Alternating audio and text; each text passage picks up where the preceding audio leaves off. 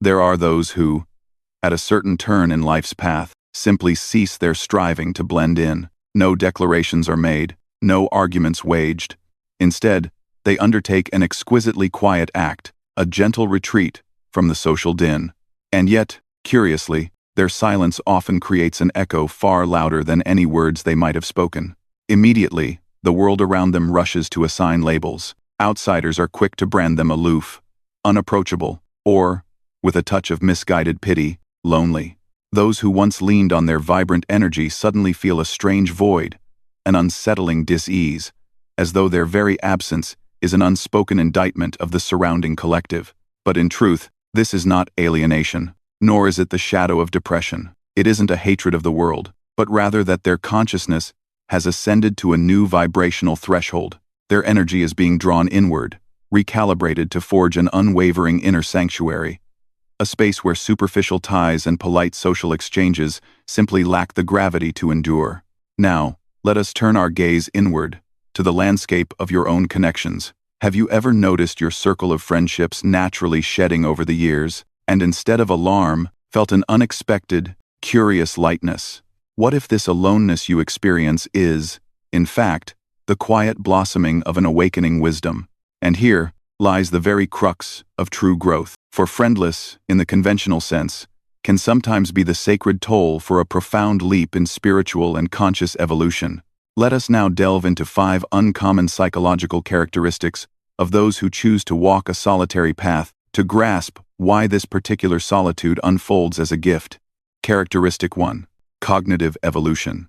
Do you know what the most paradoxical thing I've ever realized is? That sometimes, the very moment you look around and see that you don't have many friends is the moment that reveals you've stepped into a different level of awareness, one that many people will never reach. It sounds counterintuitive, doesn't it? Because society always assumes that someone with few friends must have a problem. Too quiet, too complicated, too different. But Seneca once pointed out a truth that becomes clearer the more you mature. Resistance is the opportunity to cultivate virtue. And strangely, the resistance he spoke of is not only about confronting adversity. Sometimes it is the act of stepping away from the noisy crowd, from half-hearted relationships, from circles filled with voices but empty of sincerity. That is the moment you begin sharpening your own perception. Have you ever walked into a crowded gathering, tried to blend into the laughter everyone seemed to enjoy, and suddenly found yourself wondering, what am I even doing here? It isn't alienation. It feels more like your mind taking a step back and observing everything at a slower tempo. Others see joy, but you see thin layers of masks. Others hear laughter, but you hear the emptiness behind it. You're not rejecting society. You simply see deeper than those around you are accustomed to seeing. And that alone, even if unspoken, is a sign of cognitive evolution. Think back for a moment. How many times have you felt exhausted by shallow conversations? How many times have you been unable to join in on trivial chatter that everyone else seemed so eager about? How many times have you chosen silence, not because you had nothing to say, but because you refused to waste energy on things that didn't touch your soul? This doesn't make you strange. It simply means you operate on a different frequency, one where noise no longer excites you, and quiet brings you peace.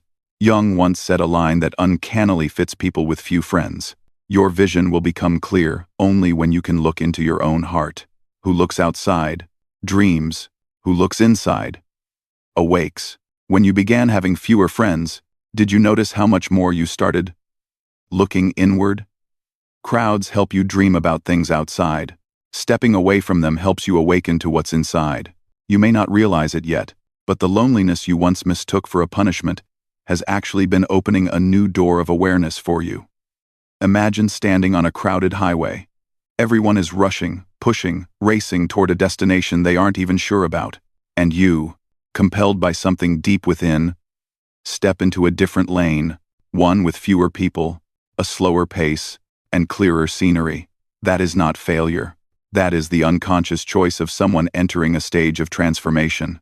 Have you noticed that as you grow older, your circle of friends becomes smaller? As children, we play with anyone next to us. As students, we collect friends the way we collect stickers. But as adults, you begin to notice you only have 1 or 2 connections that truly matter. And if you have none, that does not make you abnormal. It simply shows that you've begun valuing depth over quantity. The more awakened someone becomes, the harder it is to find people who can genuinely converse with them. I once had a friend who worked in the creative field, and she told me that the more successful she became, the more people surrounded her, but the harder it was to find someone deep enough to truly talk to. She said, "The more layers of the world I see, the fewer people I find who can see from that same angle." Her words made me think of you, of people with few friends. Not because you're less appealing, but because you see clearly what others tend to overlook. You notice contradictions in how they live, how they treat each other, and how they say one thing and do another. As your awareness sharpens, shallow relationships no longer satisfy you. But this creates a tension. On one side is society, pushing you to socialize, expand your network, have a group, a clique. On the other side is your nature, wanting to connect only with those who are truly deep, truly dimensional, truly sincere. Between these two poles, you feel out of place. But that misalignment is exactly the friction that creates awakening. It's like standing in a dark room and noticing a narrow slit of light on the wall. Others are busy chit-chatting. You're the one who sees the light. Do you remember scenes in movies where the main character steps out of a loud party to stand on the balcony, looking out at the city lights? That is not a lonely person. That is someone entering deeper awareness. You are doing the same. You see beyond the surface of life. You can distinguish between real joy and joy crafted to fill a void. You sense who stays because of love and who stays because it's convenient. And once you see that clearly, you can never go back to who you were before. Here's something interesting. People with few friends tend to develop the ability to read others very quickly. You can instantly tell how someone reacts when caught off guard, or how their eyes shift slightly when they lie. You don't analyze them intentionally. The truth is, your perception has become refined. Someone who has walked through separation always becomes more sensitive to authenticity. And do you know what all people with evolved awareness share? They no longer chase the crowd's approval. They begin searching for the truth in life.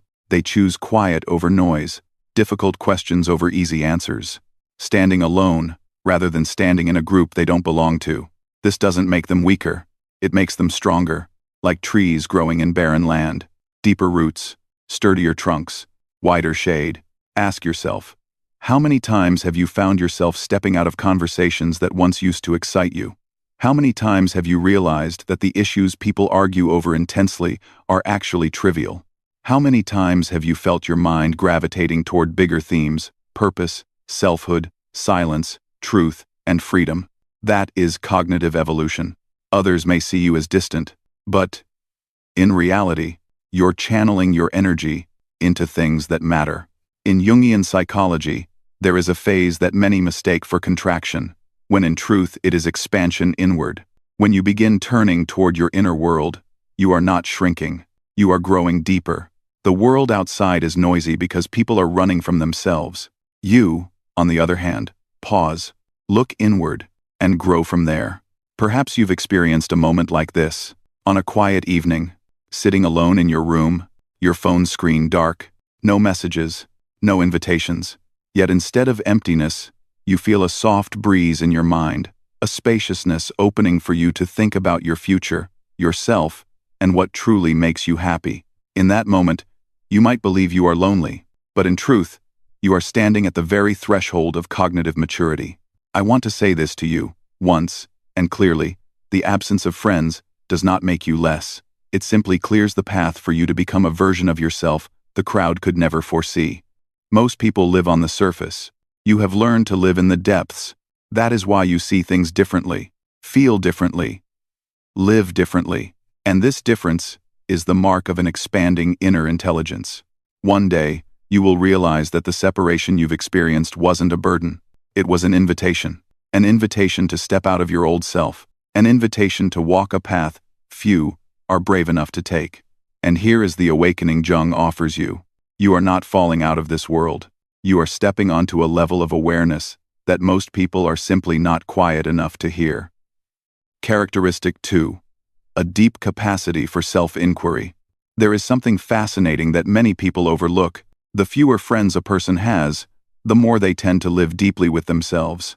not in the sense of romanticizing solitude or glorifying introversion, but as a psychological reality that has repeated itself throughout human history. Those who spend long periods alone often develop an inner universe far richer than they realize. You see, without too many conversations pulling them outward, they naturally turn inward. And that space, vast, quiet, filled with subtle echoes that others cannot hear, becomes the first place where they learn to truly dialogue with themselves.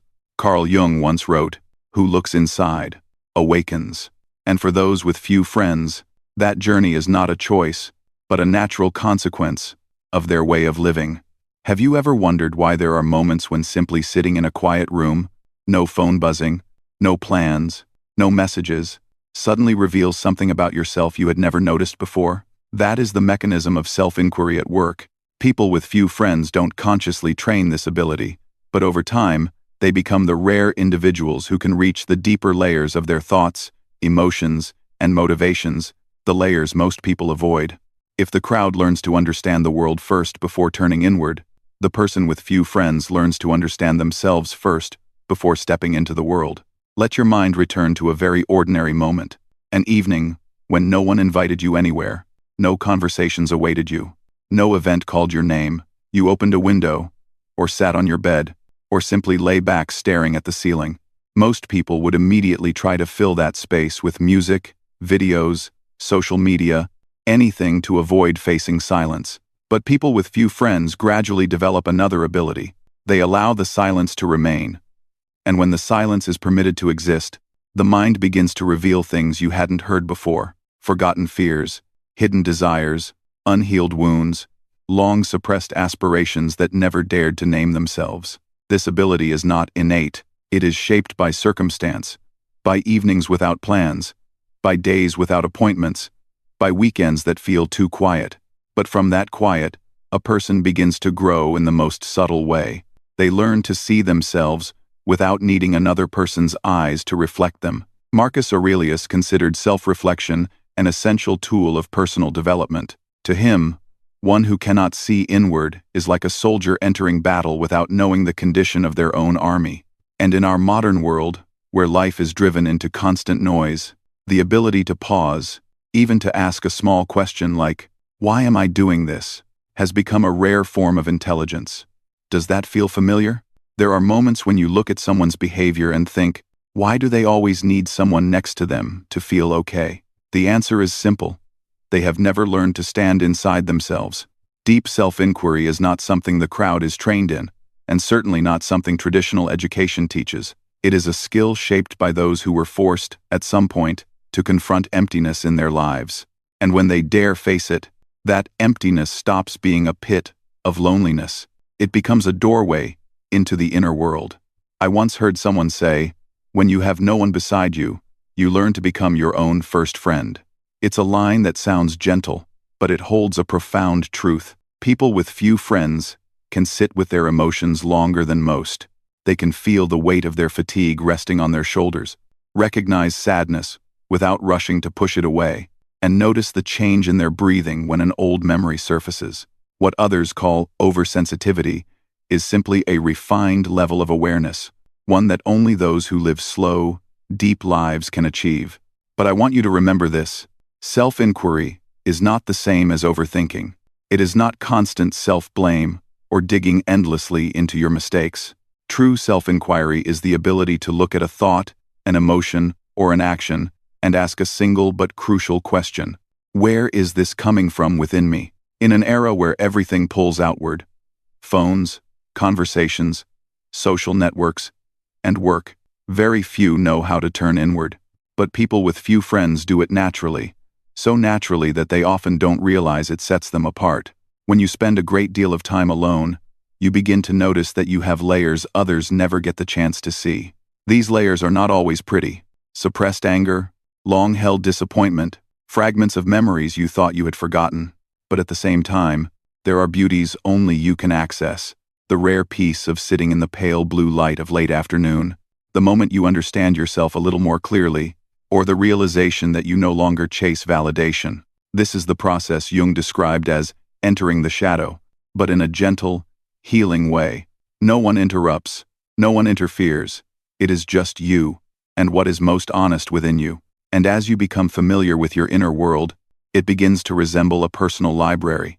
Some books you've never opened, some make you cry, some need to be reread, and some you know you must write further. People with few friends, in a sense, become the librarians of their own souls. They know where the dark corners are, where the forgotten shelves stand, where the journal lies that must be touched for growth to continue.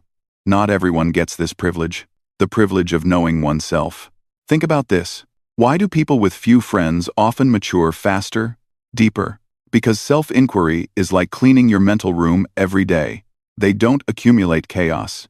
They know when sadness comes from a memory and when it comes from a fear. They recognize when their actions stem from genuine desire and when they stem from avoidance. This makes them psychologically cleaner than most. They can sense their own motivations with striking honesty, and that helps them live a truer, richer life. Have you ever felt this? One evening, you feel slightly bored, slightly tired, slightly empty, and instead of jumping into a loud conversation to escape it, you sit down and ask yourself, what exactly am I feeling? That one small question is the first step of self-awareness, and people with few friends take that step so often that it becomes an unconscious habit. Growing up in an overstimulated world, the ability to pause and seek answers within yourself is like a superpower. People with few friends don't search for answers in the crowd. They don't need others to confirm what they feel. They don't run around asking what they should do. They ask themselves first, and when the answer comes, it arrives from the deepest layer, a layer few ever touch. Someone who has lived many years with few friends understands this well. Not every moment alone is pleasant. Some moments feel disorienting. Some days awaken a vague longing, but it is precisely those darker stretches that create depth, because in darkness, everything becomes clearer. Carl Jung once wrote, "Until you make the unconscious conscious, it will direct your life, and you will call it fate." Through steady self-inquiry, people with few friends unknowingly do exactly this. They turn the unconscious into consciousness. They see the forces within them before those forces become destiny. Can you feel this truth? The more you understand yourself, the fewer collisions you have with life. The more you know yourself, the less you need the crowd to define your worth. The more you hear the voice beneath the surface of your emotions, the more clearly you see your direction. And that is why deep self-inquiry is a core trait of those with few friends. It gives them an inner map others lack. The inner world you cultivate is like a secret garden. No one enters unless you invite them, but the flowers there bloom in a strange way, quietly, without display, yet enduring and fragrant. Others may walk among crowds, yet never know what they truly want. But you, sometimes an hour alone, is enough for you to see your life more clearly.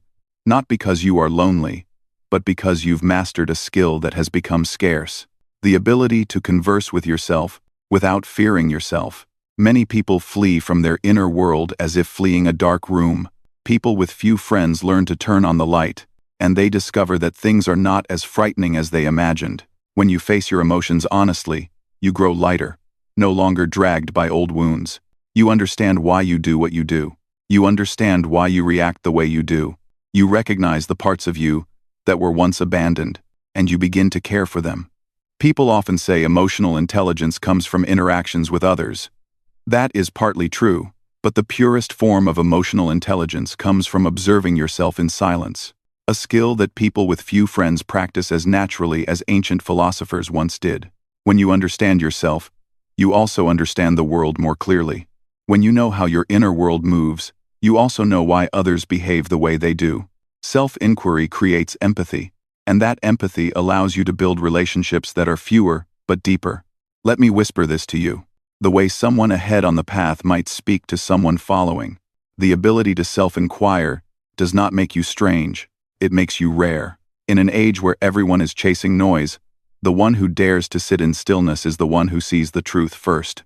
And that truth, though sometimes difficult to face, is the foundation of spiritual maturity, and the bridge leading you to the next defining trait of those with few friends, a level of emotional depth and steadiness that not everyone will reach in their lifetime. Characteristic 3. Independence and self-sufficiency. Have you ever noticed that you tend to handle everything on your own, even when no one asks you to? It might be something small, like deciding what to eat for dinner, or something much bigger, like changing jobs, shifting careers, or standing up after a personal setback. If you've ever looked back and realized, it seems like I've always done everything alone without fear, that is not deliberate isolation or an attempt to be overly strong. It is a clear sign of a kind of independence forged quietly over the years, especially in those who have few friends. Independence is not living apart from the world, nor is it trying to prove that you don't need anyone. It is deeper, quieter, and naturally arises in those who have long grown accustomed to relying on themselves. And you know what's most fascinating? Most people with few friends never set out to become independent. They simply lived that way out of circumstance, habit, or because they didn't have many other options. But over time, what once appeared to be a disadvantage becomes their greatest source of strength. Carl Jung once said, "A man who is not capable of solitude will never find his real self." 8. And it is in that unforced solitude that those with few friends unconsciously learn the lesson Jung spoke of. They discover a stable, grounded sense of self, not easily shaken by crowds or by praise and criticism from the outside world. Do you recognize this in yourself? That moment when you're standing in a difficult situation with no one to ask, no one to confide in, and so you figure it out alone. Then, the next day, you figure things out again. And a year later, you suddenly realize you've walked through an entire stretch of your life without depending on anyone. That's not loneliness. That's self-sufficiency. And this self-sufficiency doesn't arrive with fanfare or a declaration of power. It arrives in the smallest details of life, in the way you make decisions, in how you listen to your intuition, instead of running to ask others for advice, in your comfort with being alone, and in your realization that inner peace does not depend on anyone's presence. Let me tell you something few people ever say out loud. While modern society worships social networks, connectivity, and community, people with few friends often possess something society undervalues but is truly priceless: an ability to run their lives based on their own internal strength. Take a look at the people around you. How many need their group of friends to validate what to buy, whom to love, or what to do next? How many only feel okay when someone is constantly beside them? You'll see this so often it almost becomes an invisible norm. Modern humans feel incomplete without companionship, but those with few friends are different. They don't need crowds to feel valuable. They don't need someone standing next to them to feel full. They don't need praise to feel confident, nor do they need anyone to confirm that their direction is the right one. Does this remind you of yourself? Moments when you choose a lifestyle others call unusual, yet you know it suits you. Moments when you refuse to do something merely because everyone does it. Moments when you stand in a clothing store and realize you don't need trends to feel okay. This is how independence works: natural, quiet, and incredibly powerful. This independence isn't always comfortable. It has a side few talk about. When you're used to handling things on your own, people assume you don't need them. When you're used to standing up alone, no one thinks to offer you a hand. But in return, you have something many never obtain: freedom. Freedom from expectations. Freedom from vague societal standards. Freedom from unhealthy relationships. Freedom from the fear of abandonment. Freedom from needing the crowd to feel safe. When you've lived on your own terms long enough, you learn that freedom doesn't mean having no one in your life. Freedom means not being bound by things that don't belong to you. And people with few friends often understand this freedom best. Have you ever experienced this? One day, you decide to change your job, your environment, or even your personal habits, and you do it without needing anyone's approval. You don't need a support group. You aren't paralyzed by fear of disapproval. You don't need to post it online for validation. You simply act because it feels right. That isn't impulsiveness. That is fortitude. Fortitude is knowing what you are doing without needing supervision. Fortitude is knowing your direction, even when no one walks beside you. Fortitude is taking responsibility for your life, without blaming, without excuses, without waiting for someone to save you. And much of that fortitude is built during the years when you didn't have many people to lean on. The less you rely on others, the stronger you become in ways you never expected. You become someone who can carve paths, handle crises, heal yourself, and pull yourself back up after failure. And this forms a distinct presence, the presence of someone who never lets circumstances corner them. Have you ever looked in the mirror and wondered, am I too different? The truth is, difference isn't a flaw. Difference is identity. People with few friends often develop their own style, their own tastes, their own way of living, not because they want to be unique, but because they aren't used to living as someone else's replica. Notice this: they dress the way they like, not because of trends. They listen to music that fits their mood, not because it's charting somewhere. They work at their own pace, not at the tempo of the crowd. They don't chase the quick stories of social media. They don't join empty conversations. They don't try to impress people they don't care about. And this freedom from the crowd creates a distinct aura, one that is not easily imitated and not easily diluted. Carl Jung once wrote, "The privilege of a lifetime is to become who you truly are." And people with few friends are those who can achieve this faster than many others, not because they are smarter, but because they are not dragged away from themselves by noise. They have the space to become themselves, a privilege Jung regarded as the privilege of a lifetime. But let me emphasize something extremely important. The independence of people with few friends is not isolation. It is not that they don't need anyone. It is not that they are closed off. And it is not that they are too strong, as people often claim. This independence, if you look closely, is not a wall. It is a foundation. It doesn't push others away. It ensures that when someone steps into their life, they step into a stable, orderly, authentic space, one not easily shaken by life's winds.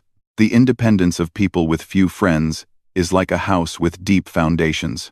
A storm may rattle the doors, may toss around a few loose objects, but it cannot collapse the structure, because that structure was built through years of standing firm, breathing on their own, healing on their own, and recalibrating on their own.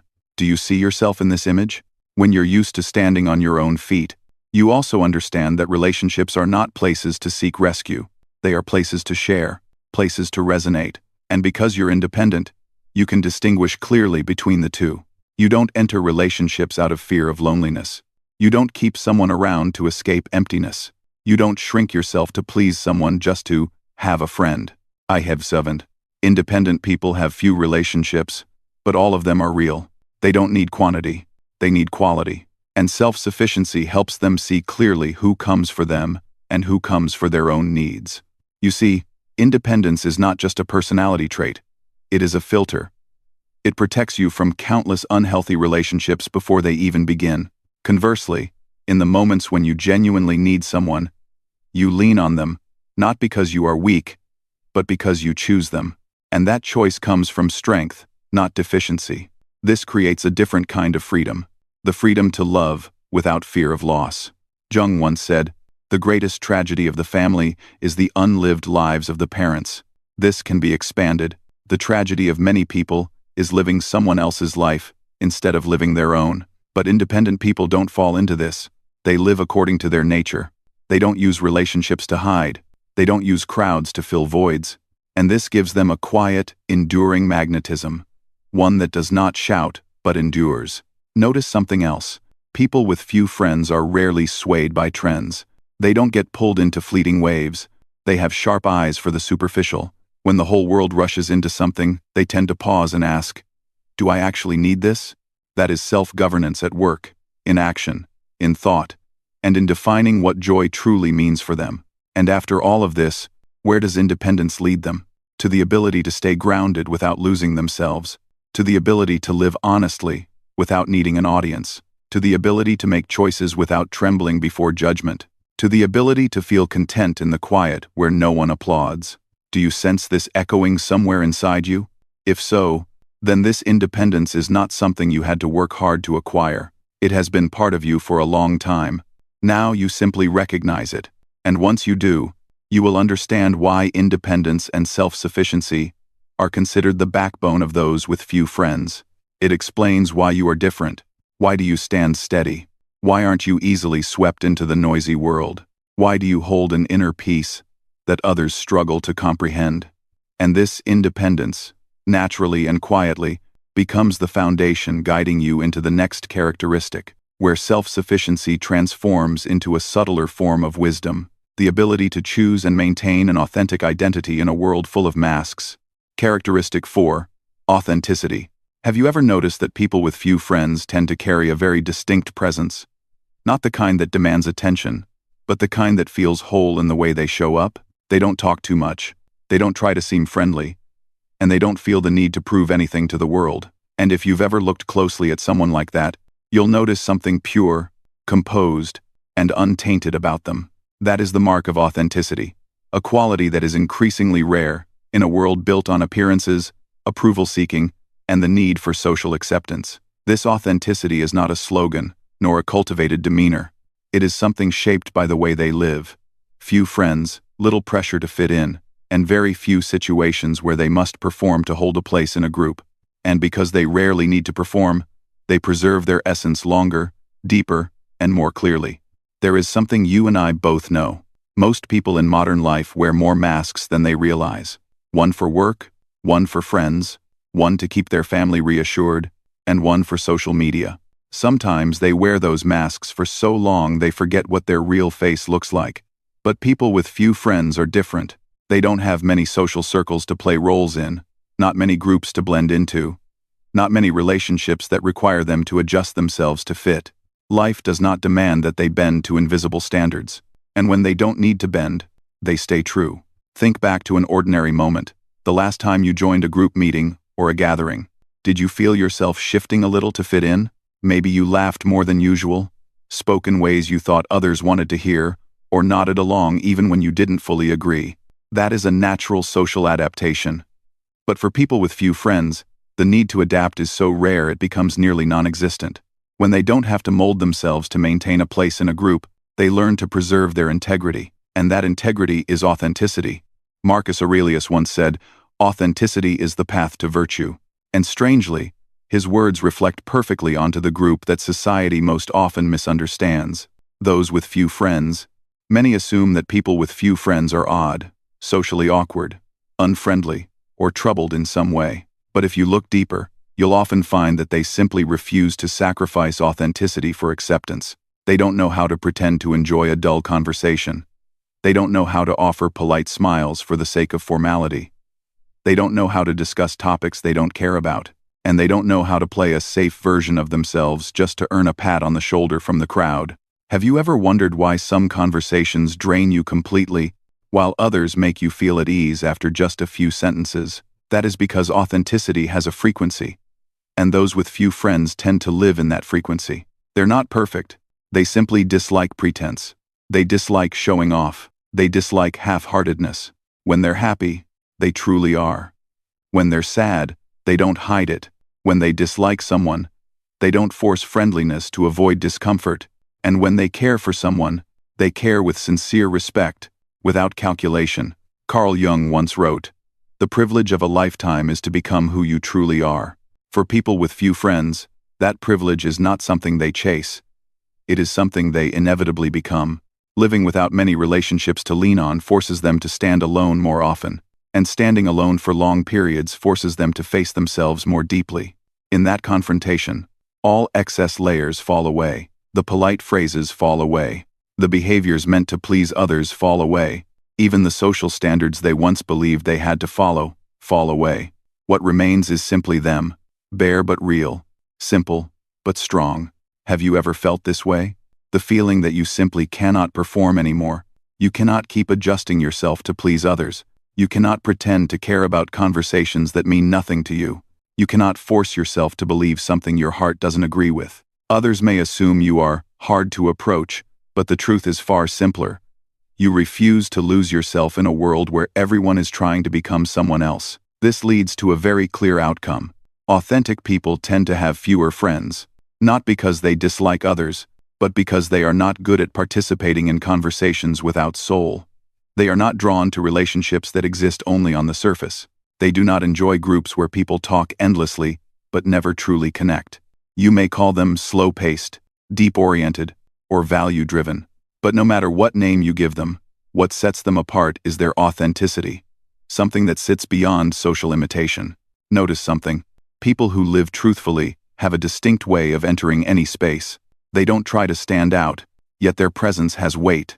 They don't say much, yet their words are never wasted. They don't try to win anyone over, but those who understand them always find them trustworthy. Authenticity is not loud, not flashy, and not attention-seeking. It is simply living as oneself, without needing permission from the world. Still, I want to emphasize this in a voice both soft and clear. Authenticity is not an excuse for rejecting society. It is not rebellion. It is not carelessness. And it is not a reason to look down on extroverts or people with large social circles. Authenticity is a choice that sometimes costs loneliness, sometimes misunderstanding, but always brings deep inner peace. What sets authentic people apart is not that they turn away from crowds, it is that they refuse to lose their essence just to blend into crowds. They are not afraid of being different, not afraid of silence while everyone else is loud, not afraid of standing apart while the majority moves in the same direction. And this is what gives them a uniquely unmistakable aura, the aura of someone who chooses truth over comfort. Picture a social gathering. Everyone is talking about things they don't care about, laughing at stories that aren't truly funny, nodding along to ideas they don't fully agree with. And your silence lasts longer than you intended. You don't force yourself into conversations just to be included. You don't pretend to enjoy things that aren't yours.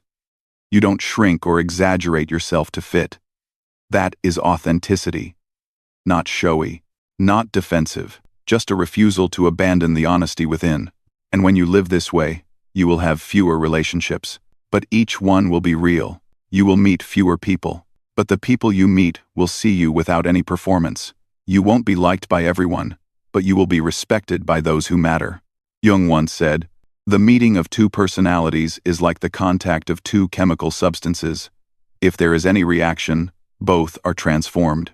End quote. Authentic people only accept such chemical encounters, relationships where both individuals are transformed towards something deeper, better, truer. They do not accept relationships that force them to distort who they are, and that is why they have few friends. Not because they lack social skills, but because they refuse connections that lack the capacity to transform. Does this feel true for you?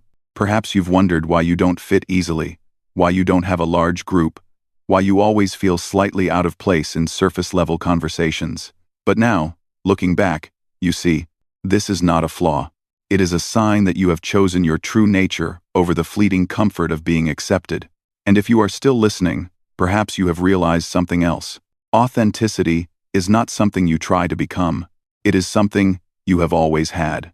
You are only now learning to name it. And once you name it, you will understand why authenticity serves as the psychological evidence, explaining why people with few friends often live differently, steadier, deeper, and far less dissolvable in a world full of performances. When you're ready, we can move into the next characteristic, where authenticity and self-sufficiency join together to form a spiritual maturity that not everyone gets the chance to reach. Characteristic 5. The ability to turn loneliness into spiritual maturity. There is a paradox that not everyone is quiet enough to see. Where most people experience isolation as a wall separating them from the world, those with few friends see a door, one that opens into a journey of maturity not everyone has the chance to walk through. This is not comfort, nor is it a way to romanticize loneliness. It is a psychological truth that has repeated itself in the lives of those who have spent more time living with themselves. They did not choose loneliness, but they learned how to transform it. Not everyone can do this, and for that reason, it becomes the final, and also the deepest, characteristic in the 5 traits of people with few friends. Have you ever felt that during times of fewer friends, fewer interactions, and fewer voices around you, something inside you begins to move very slowly, yet very steadily, not loud, not dramatic, but undeniably changing? As if you are growing vertically rather than horizontally, downward, into yourself, rather than outward, into the world. That is spiritual maturity, something many only hear about, but those with few friends experience through actual living. It is strange that spiritual maturity does not happen in crowded gatherings. It does not arise from loud laughter or hours-long social conversations. Spiritual maturity sprouts in silence. Sometimes a silence so deep, it scares others. But those with few friends can withstand that silence. Over time, they even find warmth in it. Like a small flame burning through the night, loneliness becomes the fuel of clarity. Carl Jung once wrote, "In solitude, the inner voice becomes clearer." And that is exactly what happens when you have few friends. There is no longer too many noises pulling you away from your essence. No longer too many social expectations forcing you to perform. No longer too many conversations that make your mind chase things without meaning. When the surface becomes still, you begin to hear your inner voice, the one that rarely gets space to speak in a crowded world. Perhaps you have experienced a simple moment like this. You sit down with a drink after work, not checking your phone, not turning on music, just sitting there for a few minutes to breathe. And suddenly, in that unintentional quietness, you realize you no longer feel restless like before, no longer feel the need to talk to someone, to fill a gap. Instead, there is a gentle clarity. So this is how I grew up. No drama, no philosophical thoughts, just a simple truth you recognize in the middle of daily life, and it only happens when you are quiet enough to hear yourself. Many say spiritual maturity is a journey of returning to oneself, but for people with few friends, it is not a journey they deliberately choose. It is a journey they are compelled to walk. Because when you do not have many relationships to lean on, you learn to lean on yourself. When no one lifts you up each time you fall, you learn how to lift yourself. When no external voice guides you, you learn to listen to your intuition. And in that process, something remarkable happens. You become deeper, not through knowledge, but through living. Have you ever felt this? Those lonely periods soften you. The sharp reactions fade. The unexplained anger dissolves. The urge to prove something disappears. In its place is ripening, like fruit that has absorbed enough sunlight, enough wind, enough time to quietly change color. Loneliness is sunlight, self-reflection is wind, and spiritual maturity is the ripe fruit. Let your mind return to one simple moment. An afternoon sitting alone in a cafe while everyone else talks and laughs. You remain quiet, not because you are excluded, but because you do not need to insert yourself into anything. In that moment, you understand something many take a lifetime to realize. You cannot rely on the world to tell you who you are. You can only rely on yourself. Where others see isolation, you see truth. Where others see emptiness, you see light. Where others feel fear, you feel patience. And where others stop, you continue to grow. Jung once said, "There is no coming to consciousness without pain." And indeed, spiritual maturity is not pleasant. It comes when you face pain without running, when you stay with your emotions without judging, when you look at your past without condemning yourself. And people with few friends are often able to do this better than others, not because they are stronger, but because their lives give them more opportunities to practice. Do you know why loneliness becomes the material for growth? Because in loneliness, there is no one left to blame, no one to hide behind, no one to distract you enough to forget yourself. You must face who you really are. And that is the moment maturity begins. Remember this: spiritual maturity does not mean you no longer feel sad. It does not mean you no longer feel hurt. It does not mean you become invincible. Spiritual maturity is when you understand your emotions so well that they no longer control you. You are not dragged by anger. You are not drowned by sadness. You do not chase expectations. You do not define your worth by the eyes of others. You stand at the center of your life, whole, calm, and self-directed. Loneliness is no longer darkness. It becomes an incubator, a place where you settle into yourself to understand life more deeply, to see people more clearly, and to know what you truly want for the road ahead. Others must travel far to find answers. You only need one quiet afternoon. You might never have said it out loud, but you can feel this shift every year. You mature without slogans. You transform without announcing it. You grow without anyone noticing. And that is the quiet power of those with few friends. You are not being left behind. You are evolving in a direction not everyone can follow. You are not lacking. You are advancing. And when you look back, you will realize something important. The years with few friends were not wasted. They were the foundation of who you are becoming. Someone deeper, calmer, steadier, more honest, and radiant from within. If I could say this to you only once, I would say it with all sincerity. You belong to a rare group, those who choose inner growth over social conformity, those who choose the hard path because they know it is the true one. And people like you, though you have few friends, possess something that many in loud crowds never have, a spiritual life that rises a little more each day. Thank you for walking with me all the way here. If you are hearing these words, it means you already have enough stillness to hear yourself. And when you stand at that threshold, where loneliness is no longer a wound, but the substance that shapes your growth, another door begins to open. Because this journey does not end with understanding yourself. It leads you toward bigger changes within the structure of your soul. There are things that only appear once you are mature enough to see life from a new depth. And that is when the next three expanded values begin to reveal themselves, like rewards reserved for those who dare to walk this path to its end. The second life. When you begin to become your true self. There is a paradox few dare to say out loud. Sometimes, only when you lose almost everything, do you finally see yourself clearly. I know it sounds harsh, but you and I both understand one thing. There are moments in life that force you to fall all the way to the bottom, just so you can realize that the version of yourself on the surface is only a shell. The real you is still sleeping somewhere deeper. And if you have ever gone through a collapse that changed the way you see the world, you know that feeling is not simple suffering. It feels like a rebirth, though not at all gentle. People often assume identity is something formed as we grow up. We choose a career, choose friends, choose a city to live in, and everything continues along a predetermined rail. But Jung did not believe that. He said something most people only truly understand after they have crossed the midpoint of life. The privilege of a lifetime is to become who you truly are. It seems that humans do not have only one life. We have two. The first life is the life lived to please the world. The second life is the life lived to return to ourselves. And most people with few friends, the ones who have walked with us through the 5 traits, belong to the group standing at the doorway between these two identities. Have you ever felt that you have lived in a role for so long that you forgot who you were? Perhaps it was the role of the perfect child, the responsible spouse, the employee who never complains, the strong one who carries the world for everyone else. And then one day, you wake up and realize you no longer believe in that mask. It slipped off without you noticing, and you know you can never wear it the same way again. That is the first sign of the second identity, an identity you do not craft to impress anyone, but to save yourself. Think back to the time when everything began to crack. It did not need to be a tragedy.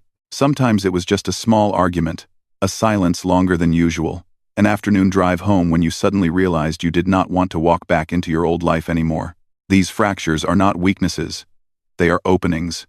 But to see that, you must be brave enough to look into the shadow where your old identity is dissolving.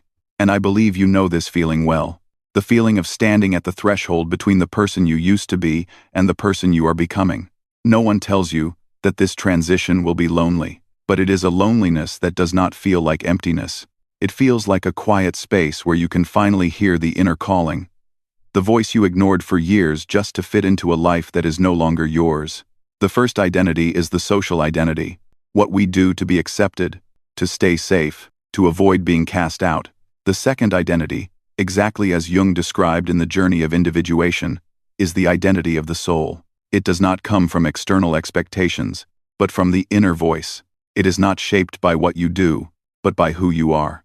And interestingly, no one steps into the second identity when life is comfortable. No one awakens when everything is perfect. People only begin to find their true selves when the things they depended on no longer hold them up. Those with few friends are, in truth, halfway through this transition. They leave the crowd, not because they are not good enough, but because they have matured enough to know the crowd no longer offers what they seek. Look at your life. So much of it has been spent enduring, carrying nameless responsibilities, doing things for others. And now, as everything quiets down, you find yourself asking, so, what about the rest of my life? That question is not a sign of a midlife crisis. It is the sign of a soul reaching the threshold where it must grow once more. Let me take you back to a simple moment. The last time you stood in front of the mirror and wondered why you felt empty, even though everything in your life seemed fine. That feeling does not mean you are weak. It comes because you have outgrown your old shape. As if your soul is expanding while your life has yet to adjust to match your new form. In the first identity, you choose friends who fit you. In the second, you choose yourself first, and the right people appear naturally. In the first identity, you force yourself to be strong. In the second, you understand that vulnerability is also a form of maturity. In the first identity, you build your life according to common standards. In the second, you build it according to the architecture of your soul. And perhaps you have already realized this. People with few friends are often the ones who transition into the second identity earlier than the rest of the world. They leave the crowd not to run away, but to be reborn. They embrace silence so they can hear themselves again. They step away from social expectations so they can create a life with real meaning. And that is why they become some of the deepest, most stable, and spiritually strongest individuals.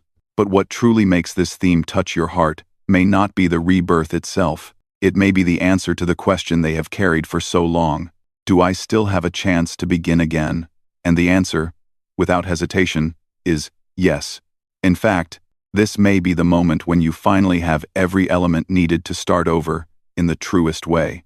When you have known loss, you understand what truly matters. When you have been hurt, you no longer hold illusions about life, but you also no longer collapse easily. When you have stood alone, you finally learn how strong you truly are. These are the things that open the door to the second identity. And I want you to picture this clearly. The second identity is not a goal. It is a receiving. A gentle receiving, unhurried, unforced, without the need for display. It is like stepping out of a dark room and slowly adjusting to the light. No one is rushing you. No one is waiting for you to be perfect. It is only you, and a new life waiting to be written. You know, many people who have lived long worry that they are too late. But in the second identity, there is no such thing as late. Some people only find the best part of their lives at 50. Some souls only bloom when they finally stop trying to be someone else.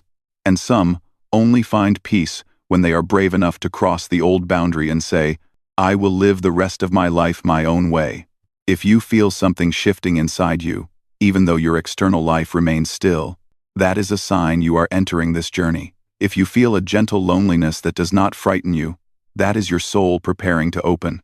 If you feel you no longer want to please the world, but simply want to live truthfully, that is the clear sign you are ready for your second life. And what I want you to carry from this is not philosophy, but a deeply personal awakening meant just for you. You are not too late. You are arriving at the exact timing of your soul. When one door closes, it is not a loss. Sometimes, it is the sign that a deeper version of you is knocking from the inside, asking to step into the light. And if you listen closely enough, you will know that you still have another journey ahead.